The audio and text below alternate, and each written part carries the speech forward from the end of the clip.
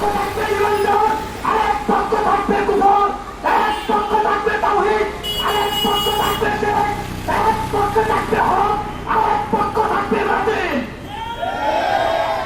সেই লড়াই কাফেরদের বিরুদ্ধে, শিরকের বিরুদ্ধে, বাতিলের বিরুদ্ধে মুসলমানদের শেষ রক্তবিন্দু পর্যন্ত, তারা তাদের রক্ত শেষ বন্ধবিন্দু পর্যন্ত তারা করেই যাবে ইনশাআল্লাহ। মুহতারাম হাজিরিন, একটা কথা মনে রাখবেন, ইতিহাস সাক্ষী, রাতের পর সূর্য উঠবে, ফজর আসবে, সকাল আসবে, এই কথাটা যতটা বাস্তব, যতটা সত্য, এর চাইতে বেশি সত্য আল্লাহ পাক রব্বুল আলামিনের ইনসাফ আর হেদায়েতের আলো একদিন এবং কালিমার পতাকা এই দুনিয়ার মুখে উত্তীর্ণ হবে, এটা তার চাইতে বেশি নিশ্চিত, তার চাইতে বেশি নিশ্চিত।